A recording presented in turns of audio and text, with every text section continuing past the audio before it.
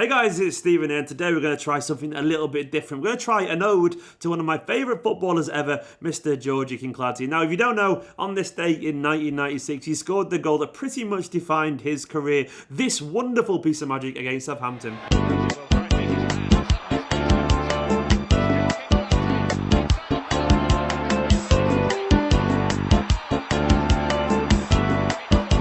Yep, it was absolutely mesmeric. A genuinely incredible goal. One of the best goals I personally ever seen. I was a kid watching that in the stands, about 10 years old, and it blew my mind. And it rightfully, basically, shot him to superstardom for a very brief period of time, admittedly, but he was the name on everyone's lips that season. Kinkladze was genuinely magic, and it was all those years ago in 1996 on this day. So that's what I'm going to do. I'm going to talk about Kinkladze, why I loved him, his career a little bit, and maybe take you through the history of why this guy is loved so much at Manchester City. So fingers crossed you enjoy this kind of content, and let me know if you do. But we're going to start about Kinkladze in general and what people might not know about him. He was Georgian for one. He was often called the Georgian Maradona, and he had a pretty kind of mundane start to his career in professional football. He wasn't even a big footballer as a kid, really. His main love back then was kind of dancing, ballet and gymnastics and all that kind of things. A lot of kids in the Soviet Union are really big into that kind of stuff in around those times. Kinkladze was no different, but eventually he was drawn towards football and given a go before he really started to make some names. And before he knew it, he was playing for Dynamo Tbilisi, one of the biggest clubs in Georgia, and he was named Georgian Player of the Year in 1993. Now, the rumours really started to ramp up about where this kid was going to go, and due to kind of political issues and kind of issues in Georgia in general, he was offered around to certain clubs, and Atletico Madrid were first offered him for around 200k, which even back then was absolutely nothing at all. He did have a trial, but they passed on him due to some concerns about his fitness and his focus in general, which were concerns that basically followed him throughout his career. It wasn't just him in Spain that he got a trial with, though. He went to Real Madrid for a certain trial, and even though they didn't really take him after doing pretty okay in the game allegedly, Boca Juniors really liked what they saw. Yes, the Argentinian club Boca Juniors, and they, in one of the weirdest transfers in Georgian football history, took him on loan to Boca Juniors, which was crazy, but he got to meet the guy that was his hero, Diego Maradona, and he did pretty well allegedly, but he just couldn't quite get into the side ahead of the local Argentinian players. They were going through a period at that time in the league where they really favoured their own. Despite some good performances, it didn't quite work out for him, which was good for Manchester City because eventually, and I remember him starring against Wales at one point, I think he scored a wonderful goal for Georgia where he chipped Neville Southall. Someone correct me on that if I'm wrong, but Wales held out for another 45 minutes against a side who'd already beaten them 5-0 in Georgia, but eventually Wales cracked. Demands the ball again, does Kinkladze. Tries to chip Southall. That is magnificent. Francis Lee signed him for $2 million in the summer of 1995, and a Manchester City legend was born. Now, this guy was mesmeric. I remember being a kid going, "Dad, who's this guy? He's fantastic." And this was the era before the internet, before you could find any videos of him, before you could find out loads of information. But this was Kinkladze arriving, and people were very excited very quickly about this small, slight, young kind of attacker that we'd not seen before. And his explosion of pace, his acceleration, the way he put defenders in their arse, I'd never seen anything like it. I don't think the Premier League was even used to it either. A lot of Premier League players are very good dribblers, but Kinkladze, honestly, was on another level at this point. He seriously was just too good for Manchester City. A Manchester City side that in the end got relegated, but Kinkladze ended up being City's player of the season. But there was still loads of talks about who was the best playmaker in the Premier League. Was it him, or was it Juninho, the Middlesbrough wonder kid, the Middlesbrough star, the Brazilian maestro that we all know, Juninho, the guy who was great at free kicks? Now, for me, it was crazy that Manchester City, as poor as they were, still were in the debate of who had the best playmaker. And Kinkladze was the favourite of many people. Yes, maybe Juninho was the more well-rounded player. He was a lot more kind of football, tactically intelligent. But Kinkladze's raw ability was absolutely unmatched in my humble opinion. He would go past people for fun. He was single-handedly Manchester City's main threat attacking-wise. And even though City had some decent players around then, like Uwe Rosler was in the squad they had, somebody was a half-decent winger and all that kind of stuff. Peter Beagrie was there, of course, as well. Kinkladze still was the star in this team. He was absolutely mesmeric, and he won Manchester City's player of the season.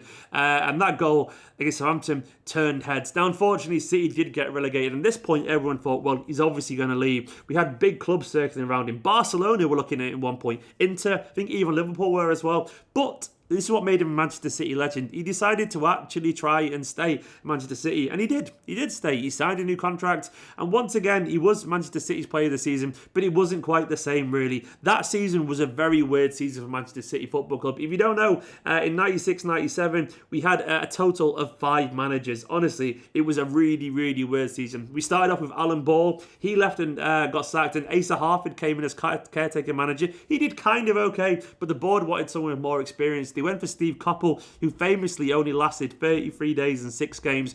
He resigned, saying it was too much pressure as Manchester City manager. And after that, we appointed Phil Neal. He only lasted a little bit of time before finally Frank Clark, our 5th manager of the season. Manchester City were a mess. Kinkladze's form understandably suffered. He looked a little bit lazy. He was constantly kind of putting in erratic performances. He didn't have the consistency he had of the season before. And he struggled in life in the Division 1 because it didn't seem suited for him. And obviously that kind of turbulence and chopping and changing of managers never really suited the kind of player who needed stability and a team built around him. It just didn't work out at all. He did stay for one more season, but his injuries and his off the field problems only really escalated, and he couldn't find any form. And Joe Royle, Manchester City's manager that season, said that he was a luxury and that he had to go. City did get relegated under Joe Royle, and Kinkladze finally left to Ajax with a heavy heart. His form had long since deserted him. We saw this once talented player with the world in front of him drifting throughout games into nothingness, really. Joe Royle was maybe right, to be honest. He was an accessory. He was a luxury that the team probably didn't need back then. We needed some old-fashioned grit and determination, and that was never really going to wash with Joe Royle, given the fact that Kinkladze was a luxury player.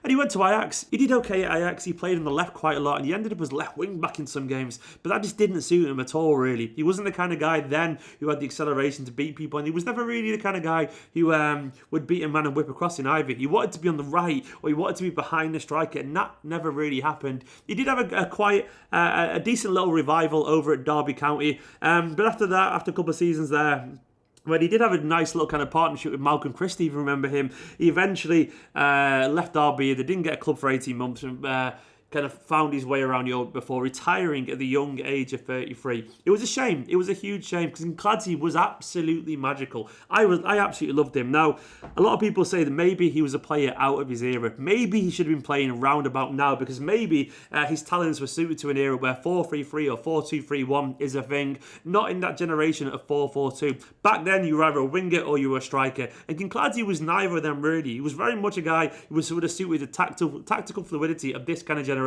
There are some people, though, that say that maybe he wouldn't have the motivation or the right kind of focus between his ears, to actually be effective in this era where players are meant to be utmost professionals, where they're meant to be really kind of on it, they're meant to be incredibly healthy, work really hard, all that kind of stuff. We just won't really know. He could have been very much a kind of guy that needed a tough manager. He needed someone like Guardiola, maybe. Imagine Guardiola with a young Kinkladze. Seriously, the kid had so much raw tools, so much more ability that he could have been like Messi-esque. I genuinely believe that. Now, if you got someone like Guardiola who could have focused Kinkladze, he could have got inside his head and given him that understanding that he needs to be the best, then he could have maybe been phenomenal. Seriously, he was that mercurial. He was that talented. And he didn't just do it at a lower level. He did it in the Premier League, and he turned defences inside out. He was so good.